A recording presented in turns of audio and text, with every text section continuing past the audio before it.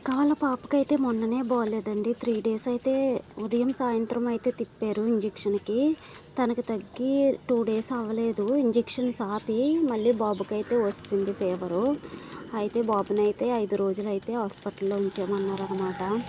మా పెద్దక్క వాళ్ళకి ఏటో తెలీదండి. ఒకరికి తగ్గినాక ఒకరికి తగ్గితే ఒకరికి కష్టపడిందంతా హాస్పిటల్‌కే అయిపోతుంది వాళ్ళ జీవితం అంతాను.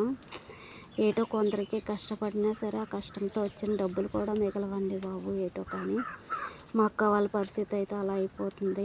ఊర్లో ఉన్నాం కాబట్టి అంటే కొద్ది దూరంలో ఉంటారు మా మేనత్త వాళ్ళ ఇంటి దగ్గర. అక్క హాస్పిటల్లో బాబుతో ఉండిపోవడం వల్ల నేనైతే వంట చేస్తున్నమాట. ఈ 5 డేస్ వంట పని అయితే నాకే ఉంటుంది. చిక్కుడుకాయ కూర అయితే వండుతాను. ఎందుకంటే బావ కాలేజీకి అక్క వాళ్ళకి తీసుకెళ్ళడానికి సరిపోద్ది. అలాగే కొద్దిగా చారు పెడతాను, సరిపోతుంది అనమాట.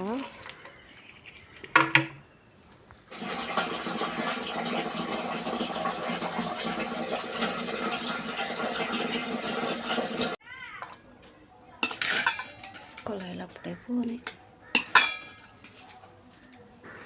అనుకున్నట్టే కర్రీ కూడా తక్కువ అయిందండి. బావకైతే కార్జీ కడుతున్నాను. బావకి కట్టిన తర్వాత కొద్దిగా మిగిలితే అది అక్క వాళ్ళకి తీసుకువెళ్తాను. చారు కొద్ది కూర పట్టుకెళ్తే సరిపోతుంది. కర్రీజ్ అయితే కట్టేస్తున్నాను. మా దివ్య అయితే తీసుకెళ్ళి వాళ్ళ డాడీకి ఇస్తుంది.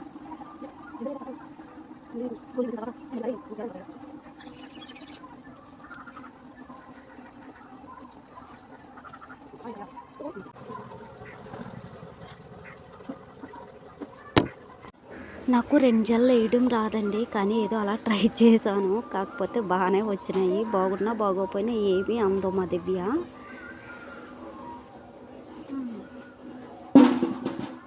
పౌడర్ అది రాసుకొని బొట్టు పెట్టుకోనరా. బావ అయితే ఇంకా రాలేదు. టైం 8:30 అయిపోయింది. అందుకని చెప్పేసి దివ్యతో పంపిస్తున్నాను వాళ్ళ ఇంటికి. అలా వెళ్ళిపోతాడు పనికి. అందుకని చెప్పేసి పాపతో అయితే పంపిస్తున్నా. బావ కారేజ్ తీసుకొని పనికి వెళ్ళిపోయాడు. దివ్యాన్ని కూడా రెడీ చేస్తాను కదా, స్కూల్కి వెళ్ళిపోయింది. ఇప్పుడు నేను అక్కకి కారేజ్ అయితే పట్టుకొని వెళ్తున్నా అన్నమాట.